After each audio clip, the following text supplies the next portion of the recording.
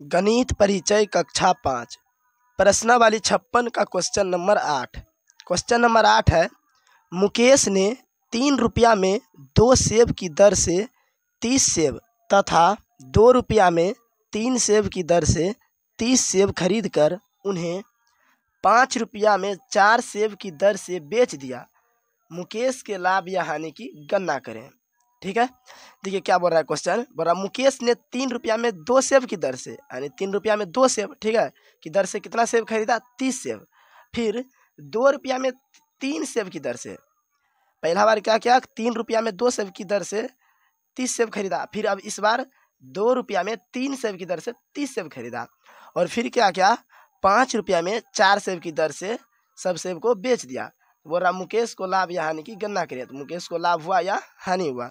ठीक है, तो क्वेश्चन नंबर 8 में लिखेंगे 2 सेब का क्रय मूल्य बराबर 3 रुपया।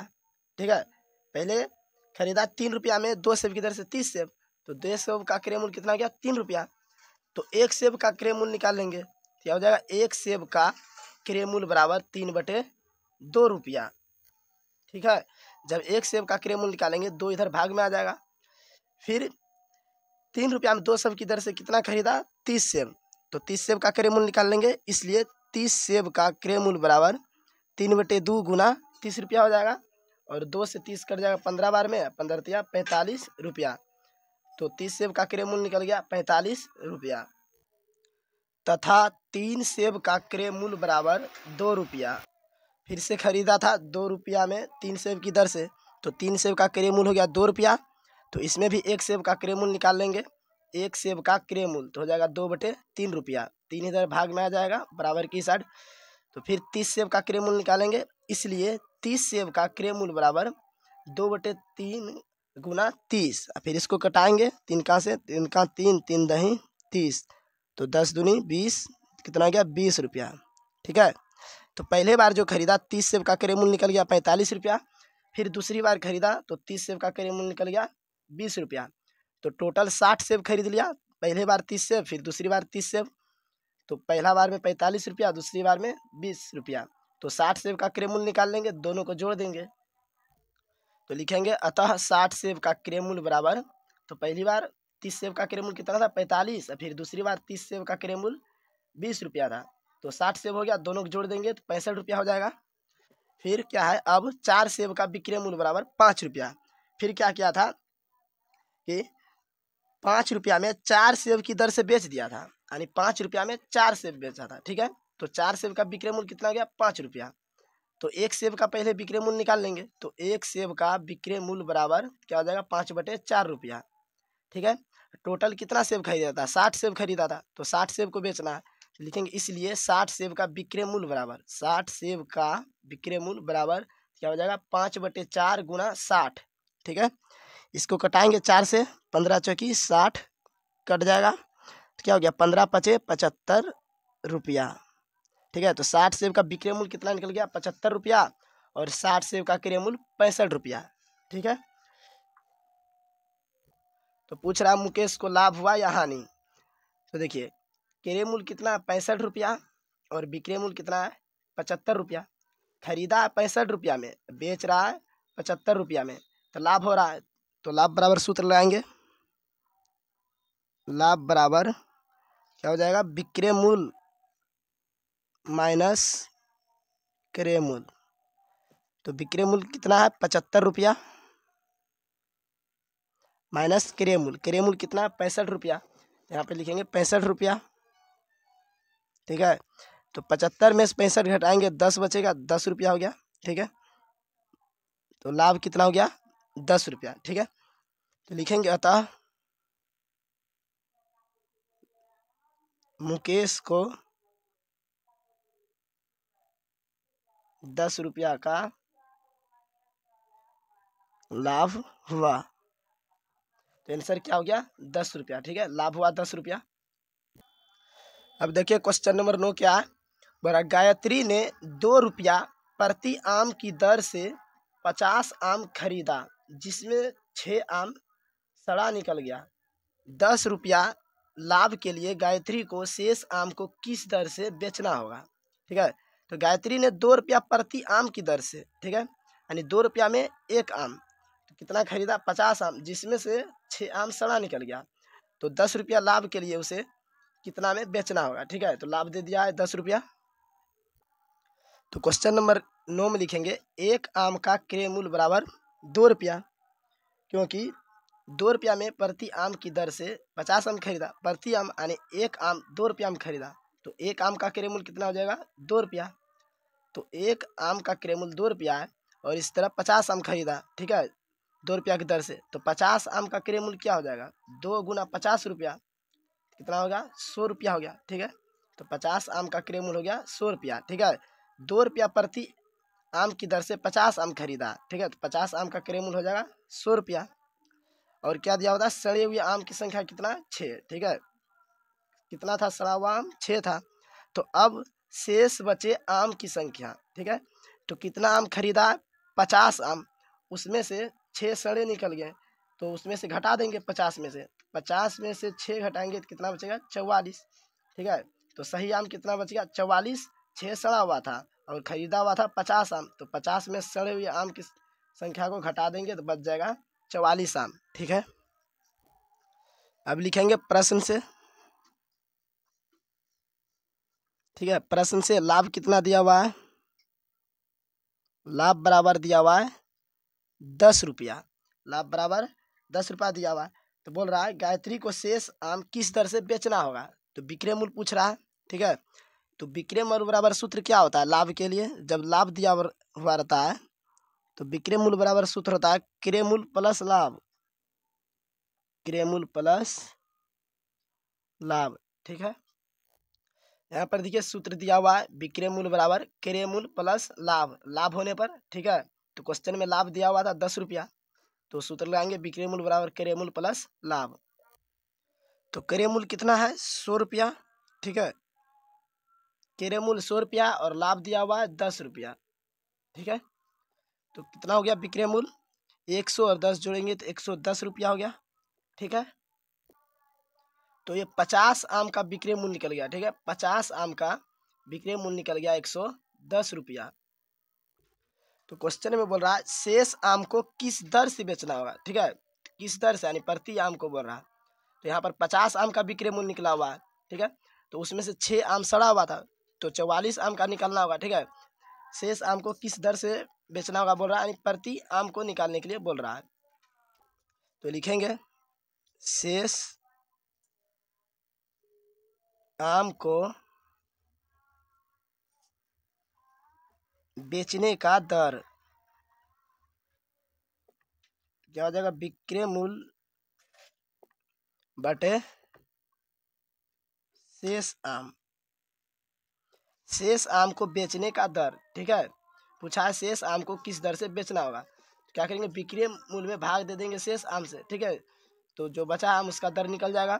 तो विक्रय मूल्य कितना निकाले हैं 110 रुपया, यहाँ पर लिखेंगे 110 रुपया बटे शेष आम, शेष आम कितना है 44, ठीक है। तो कटाएंगे इसको 2 से, 22 बार में कट जाएगा और ये 55 बार में कितना हो गया 55 बटे 22, ठीक है रुपया। फिर इसको कटाएंगे 11 से, 11 पचे 55, 11 दूनी 22, क्या बच गया 5 बटे 2 रुपया। तो 2 से भाग देंगे 5 में तो कितना हो जाएगा 2.5 रुपया, ठीक है, 2.5 रुपया हो जाएगा। देखिए 2 से भाग देंगे 5 में तो 2 दूनी 4, 5 में से 4 घटेगा 1, यहाँ दशमलव देंगे 1 जीरो आएगा, 2 पंचे 10, कट जाएगा 2.5 बार में, ठीक है। इसको रफ में किए कितना आ गया 2.5 रुपया, ठीक है। तो लिखेंगे अतः गायत्री को 10 रुपया लाभ के लिए, अतः गायत्री को 10 रुपया लाभ के लिए शेष आम को 2.5 रुपया प्रति आम की दर से बेचना होगा। ठीक है, तो आंसर क्या हो गया, 2.5 रुपया प्रति आम। ठीक है, 2.5 रुपया प्रति आम लिख देंगे। ठीक है, दर पूछा हुआ प्रति आम, यानी हर एक आम को 2.5 रुपया में बेचेंगे, यानी एक आम को 2.5 रुपया में बेचेंगे। ठीक है, तो गायत्री कितना लाभ हो जाएगा, 10 रुपया। ठीक है, अगर 6 आम सड़ा हुआ भी है तो। अब देखिए क्वेश्चन नंबर 10। क्वेश्चन नंबर 10 है, प्रशांत ने एक कलम 23 रुपया में खरीदा, अखिलेश ने एक दूसरी कलम 20 रुपया में खरीदा। दोनों ने उन कलमों को 48.50 रुपया में बेच दिया, तो दोनों को कुल मिलाकर कितना लाभ हुआ। प्रशांत ने एक कलम 23 रुपया में खरीदा और अखिलेश ने एक दूसरी कलम 20 रुपया में खरीदा, और दोनों ने क्या क्या मिलाकर 48.50 रुपया में बेच दिया, तो दोनों को बराबर कुल मिलाकर कितना लाभ हुआ। तो क्वेश्चन नंबर 10 में लिखेंगे कलम का क्रय मूल्य बराबर। ठीक है, तो प्रशांत ने एक कलम 23 रुपया में खरीदा, तो 23 रुपया लिखेंगे। ठीक है, फिर अखिलेश ने एक दूसरी कलम 20 रुपया में खरीदा। ठीक है, दोनों क्रय मूल्य है, तो 20 रुपया इसमें जोड़ देंगे। ठीक है, दोनों कलम का क्रय मूल्य निकल जाएगा। पहला कलम प्रशांत ने खरीदा और दूसरा अखिलेश ने। पहला प्रशांत ने 23 रुपया में और अखिलेश ने 20 रुपया में, तो दोनों को जोड़ देंगे, दोनों क्रय मूल्य निकल जाएगा। तो 23 और 20 कितना हो जाएगा, 43 रुपया। ठीक है, फिर लिखेंगे कलम का विक्रय मूल्य बराबर। तो कलम का विक्रय मूल्य दिया हुआ है क्वेश्चन में 48.50 रुपया। ठीक है, दोनों ने मिलाकर बेच दिया कितना में, 48.50 रुपया में। ठीक है, तो बोल रहा है दोनों को कुल मिलाकर कितना लाभ हुआ। ठीक है, तो लाभ बराबर सूत्र लगाएंगे, क्योंकि देखिए क्रय मूल्य कितना है, खरीदा 43 रुपया में, बेच रहा 48.50 रुपया में, तो क्रय मूल्य से ज़्यादा है विक्रय मूल्य बराबर। ठीक है, तो अगर क्रय मूल्य से ज़्यादा रहता है विक्रय मूल्य, तो लाभ बराबर सूत्र लगाते हैं। ठीक है, और ऐसे भी क्वेश्चन में दिया हुआ है दोनों को कितना लाभ हुआ, तो लाभ बराबर ही सूत्र लगाएंगे। तो लाभ बराबर क्या हो जाएगा, विक्रय मूल्य माइनस क्रय मूल्य। विक्रय मूल्य कितना है, 48.50 रुपया, माइनस क्रय मूल्य कितना है, 43 रुपया। खरीदा है 43 रुपया में, तो घटा देंगे। देखिए 48.50 घटाना कितना, 43। यहाँ लिखेंगे 43, सामने दशमलव देंगे और 2 को जीरो कर देंगे सामने। ठीक है, देखिए जीरो में से घटेगा 0, 5 में से 0 घटेगा 5, दशमलव के सामने लिखेंगे दशमलव, 8 में से 3 घटेगा 5, 4 4 0 खत्म हो जाएगा। कितना बच गया, 5.50, 5.50 रुपया। ठीक है, यानी 5.5 रुपया। ठीक है, तो लाभ कितना हुआ, 5.5 रुपया। तो लिखेंगे होता दोनों को कुल मिलाकर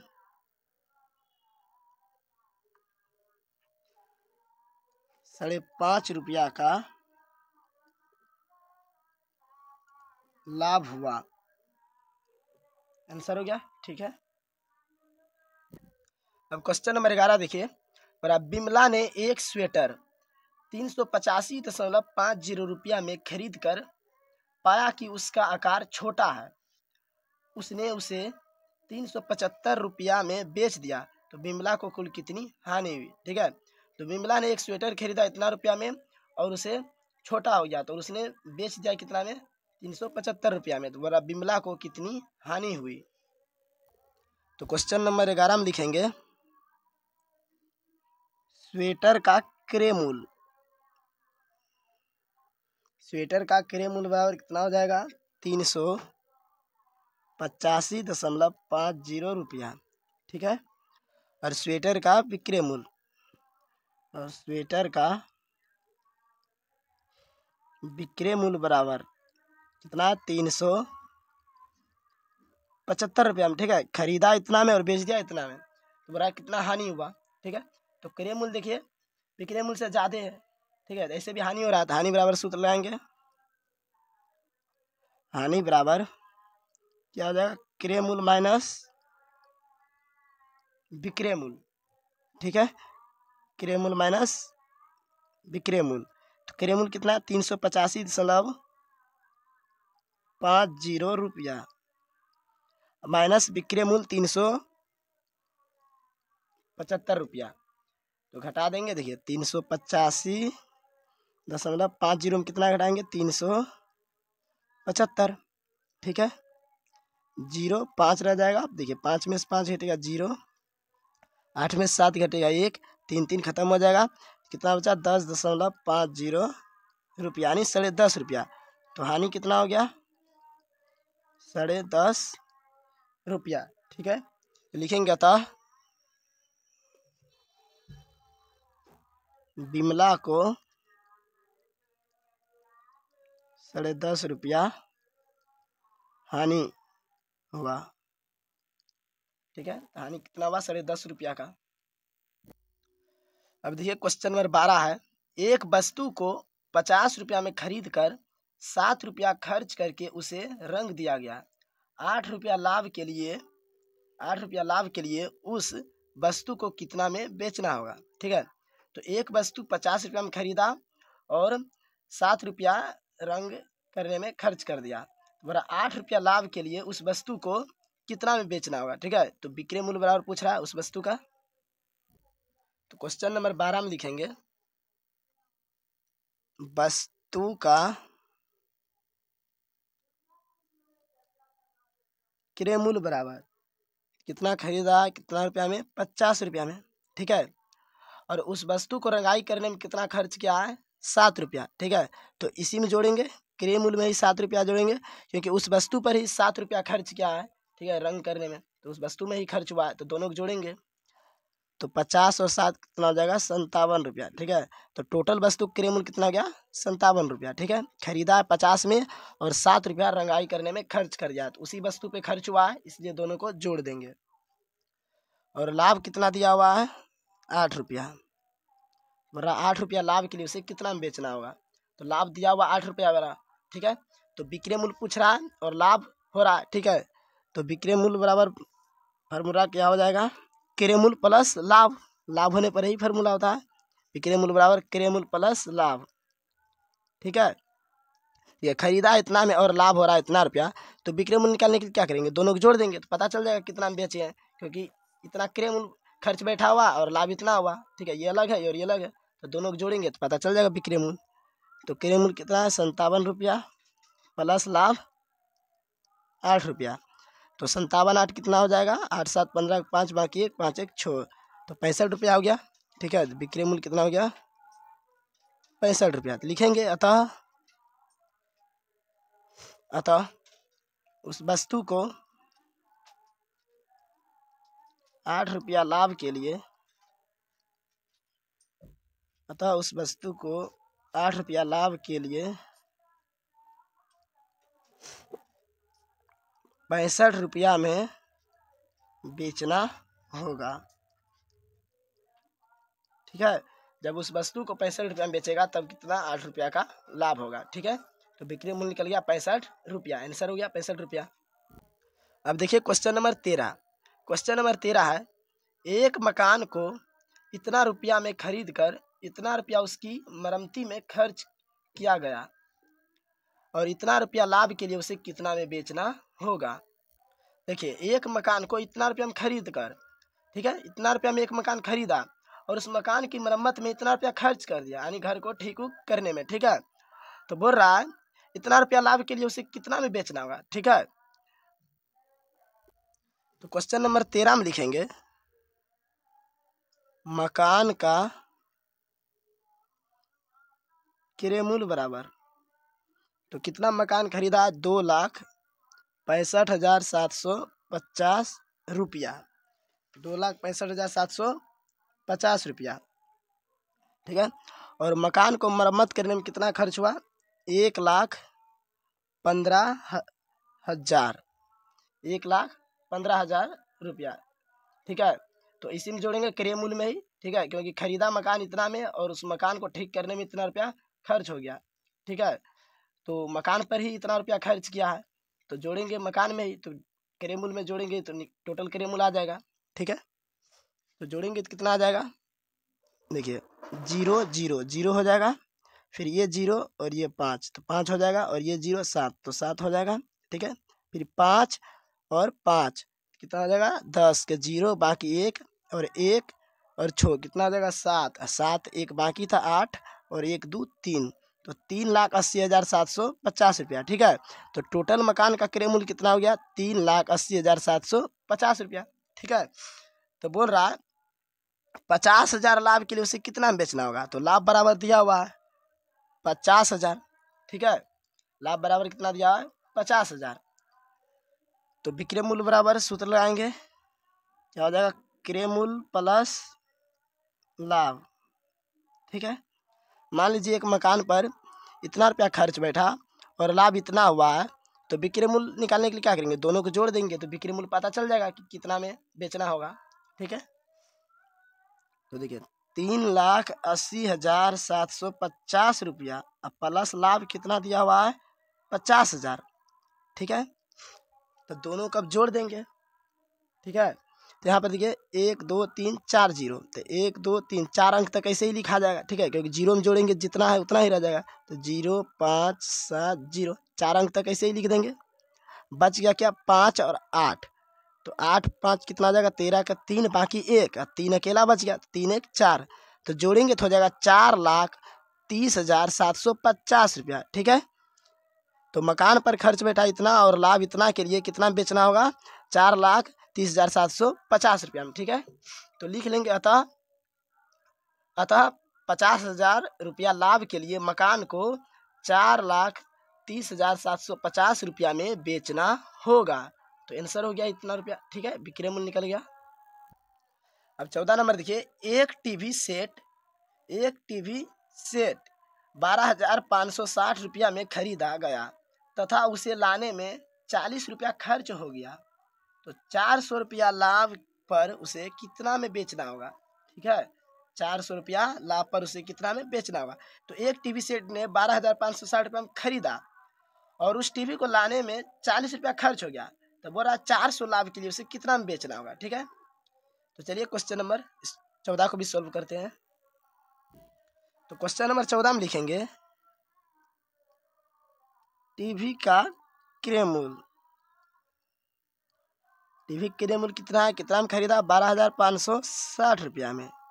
ठीक है, लेकिन क्या हुआ इस टीवी को लाने के लिए 40 रुपया खर्च हो गया। ठीक है, यानी किराया लग गया होगा। ठीक है, 40 रुपया, तो इसी में जोड़ना होगा, टीवी का क्रय मूल्य में ही जोड़ना होगा, क्योंकि जो खर्च हुआ टीवी पर ही हुआ।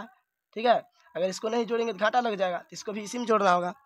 कितना हो जाएगा, देखिए 60 इधर और 40 है 100 हो गया और 500 इधर 600 हो जाएगा, तो 12,600 रुपया। ठीक है, जोड़ लीजिएगा, जब इसको जोड़ेंगे तो 12,600 रुपया आएगा। ठीक है, तो टीवी का क्रय मूल्य हो गया 12,600 रुपया और लाभ दिया हुआ है 400 रुपया। बोला 400 लाभ के लिए टीवी को कितना में बेचना होगा, तो विक्रय मूल्य बराबर सूत्र लाएंगे, क्रय मूल्य प्लस लाभ, तो क्रय मूल्य कितना देखिए 12,600 रुपया प्लस लाभ है 400 रुपया। ठीक है, देखिए इधर 600 रुपया 400 रुपया कितना हो जाएगा 1,000 इधर हो जाएगा और इधर पहले से ही 12,000 और 600 रुपया 400 रुपया 1,000 कितना हो जाएगा 13,000, तो जोड़ेंगे तो आ जाएगा 13,000। देखिए गाय 2,000 10,000 13,000 रुपया, तो विक्रय मूल्य बराबर निकल गया 13,000 रुपया। ठीक है, आंसर हो गया 13,000 रुपया। तो 400 रुपया लाभ के लिए उस टीवी को कितना में बेचना होगा 13,000 रुपया में। लिखेंगे अतः 400 रुपया लाभ के लिए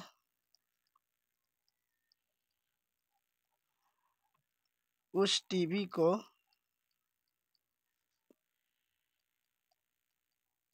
13,000 रुपया में बेचना होगा, तो आंसर हो गया 13,000 रुपया।